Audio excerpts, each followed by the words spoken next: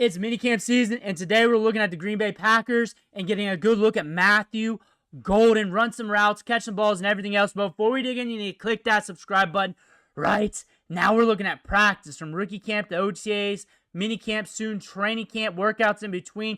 You want to see your rookies, want to see those quarterback battles, those guys you're drafting in fantasy football here soon. Click that button. Stop missing out. You need to know what your players are doing on the field. We're wrapping up the minicamp series as training camp's coming in a few weeks. We are covering some of the players we haven't got to yet. Matthew Golden is one of them. 3.5 minutes or so of clips here. Him catching the ball, working through some drills. And they drafted him in the first round for a reason.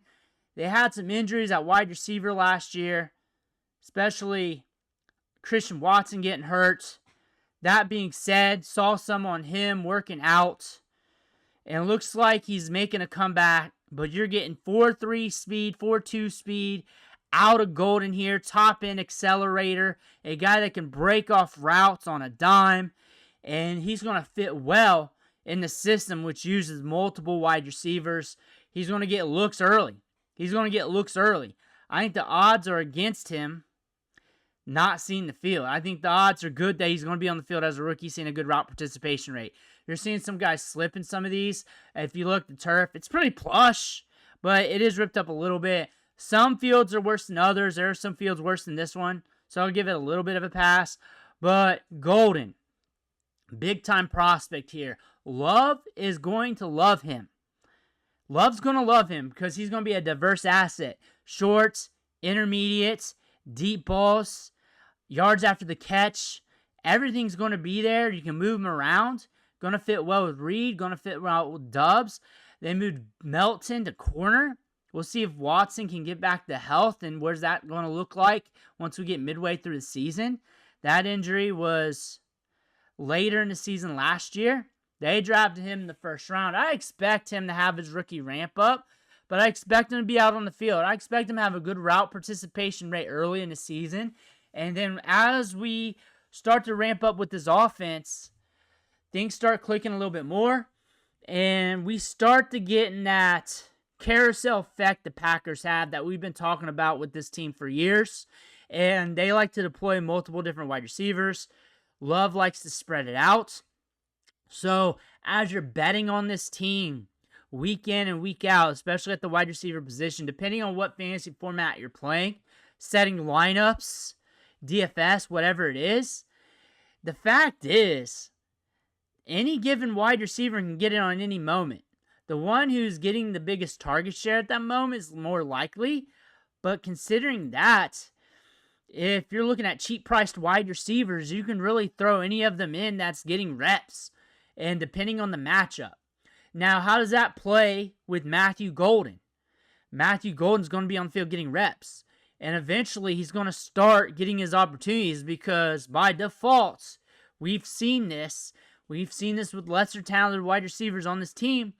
They're getting their moments. So a guy like Matthew Golden, different skill set, can break off routes downfield, will get his moment sooner than later. He'll be on the field. He fits well with this team. He fits well with this team who likes to deploy multiple different wide receivers in and out, 3 at a time, spreading the ball around. They can move the chains, but yet methodical. He's going to add an element, and he's also an asset due to that 4.29 speed. I said 4.3, 4.29 earlier just because I was just talking. That's how things happen. Words just slip. But Golden is going to add speed. He's going to add the ability to create separation. Route running, good hands. He's going to add that. He's going to help this off. He's going to help Love a lot. And we're seeing that here with the drills. We're seeing this here with him working out here, spreading the ball around. He's looking solid. Now, fantasy football-wise, the fact that he's going to be entered into the carousel fact means that he will have a position for seasonal leagues at the minimum. Like, he will have a route participation rate that's respectable to getting better to really good, somewhere around there. He'll be on the field. He will have moments where targets are just increasing as you always just project the rookie ramp up. That being said, he's going to have a position. He's a good dart throw. He is a good dart throw. We got the draft capital. I see a pathway to him getting opportunity. We'll know more once we get into training camp, once we get deeper into that. But considering the talent, considering what we got here, it's a good opportunity. You're looking at Dynasty. People are pulling up on him. They're getting him after the running backs or mixed in with like the back end of tier A, which is fine if you're looking at that. I'm pounding running backs in this year's draft. I got my wide receivers in last year's draft, and most of them I hit on, or most of them are at least an asset I'm watching. And I'm looking at the strength of this class. I'll lean into that, and I'll take values at Golden when they come, or when I feel like I'm overweight on those back-end running backs, Caleb Johnson and RJ Harvey, when I feel like I'm starting to get overweight. Again, we're talking portfolio playing here, so that's a different strategy. If you're in one dynasty league, two dynasty leagues, watch ADP, get your guy, build how you want to build. I suggest, if you do not know, just jump into a strength of a class. Take the values at the other positions. This year is running back. Last year was wide receiver. That way, due to biases, you don't really miss out on the Brian Thomas Jr.'s or anything like that, where the other top-end producers at the other positions, you'll catch them sometimes still. But the strength of the class is at running back this year. But Golden, for fantasy, is also a potential asset to be what we also call a delayed asset. So if you're going running back heavy and you're still interested in Golden and you don't have the ammo now to get him, you still like him. Notice I'm not saying player good, player bad. I'm talking strategy, because that's how we play the game. It's all strategy. It's a strategy-based game. If I'm going in on running back, I want Golden still. I don't have the assets now to get him. He's a rookie wide receiver. There's other wide receivers here. There's going to be a rookie ramp up, potentially late September, early October. If we haven't taken off yet, I expect him to take off somewhere down the line on this team. To some degree. To some degree, where he adds value in fantasy. I'm not saying wide receiver 1, high end wide receiver 2. I'm saying he's going to take off to some degree. He could be that. That being said, I expect him to increase in value somewhere in the next 24 to 36 months. Somewhere, like a good bit. That being said, when I'm looking at him, I think you can probably catch a discount maybe during the ramp up if there is one, which there should be, considering most rookies have that. That would be middle September, early-ish October range. Anything after that, you're risking him to start going off, because he's going to be deployed in this offense. And when he starts getting deployed in this offense, even if the numbers aren't really that good for fantasy, but good enough to show you promise, his value is going to go up a bit. And if they start showing fantasy prowess, they're going to go up a good bit. That's what you're looking at here with a guy like Matthew Golden.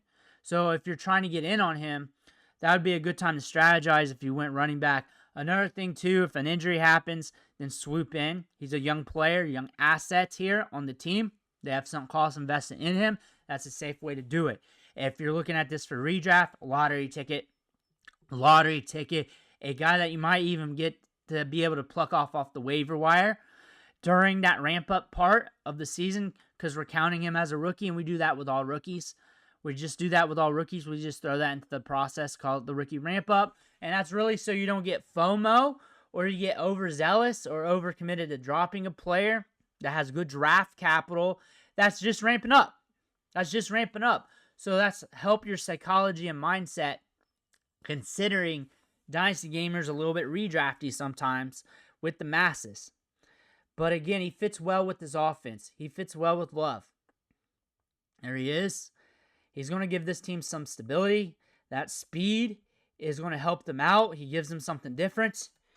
This is going to be a good asset for this team. I think the Green Bay Packers got better with Matthew Golden. If you want to talk football-wise, I think he's going to be able to get open. I think they're going to be able to get the right matchups for him.